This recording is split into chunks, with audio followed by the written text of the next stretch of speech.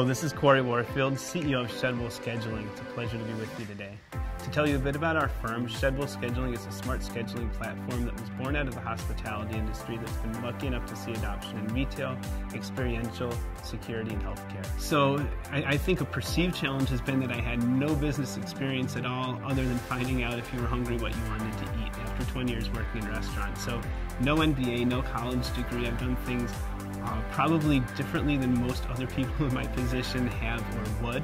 And so one of the things I did was chase the kind of almighty investment dollar. We tried to raise capital for 4 years. I bootstrapped the company and self-funded our early days. Chasing investment money when you're in a crowded space and not making much money is challenging, and in retrospect I should have just pursued revenue. As soon as we started chasing revenue and some of the bigger clients and showing that we can add value, we're finding that people are actually just starting to try to throw money at our company both internally and externally, and it's been a really cool experience to see how different it is raising capital when you don't need it as opposed to when you need it very badly. So the advice I have for anyone that's trying to raise capital is to stop trying to raise capital. Quite honestly, the only people that will give you money if they're not friends and family are people that want to see you making money first.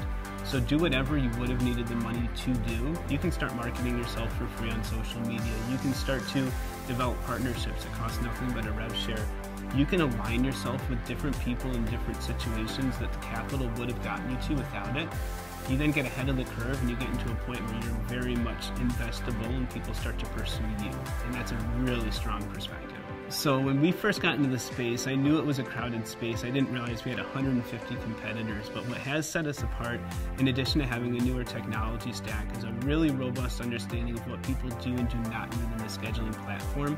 So we built a super easy interface. Everything's drag and drop, copy and paste, nothing you wouldn't need.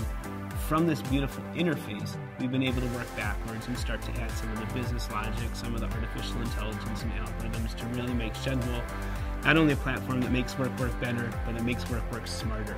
And we've really been able to leverage some of our existing clientele by offering them different creative ways to use their data to help them make better business decisions. When making an unpopular decision, the way that I get my team to buy in is simply by listening to everyone, thinking through any of the outcomes, making sure that no one feels as though they haven't been heard.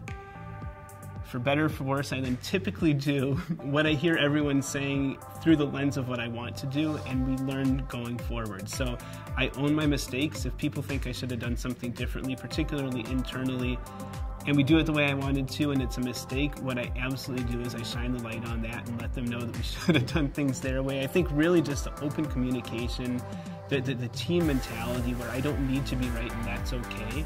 But I think people do like the decisiveness, you know, where if I think something is something worth trying and we try it, at the very least we can learn from it. And I think that mentality of it's okay to fail has served our team and our leadership very well.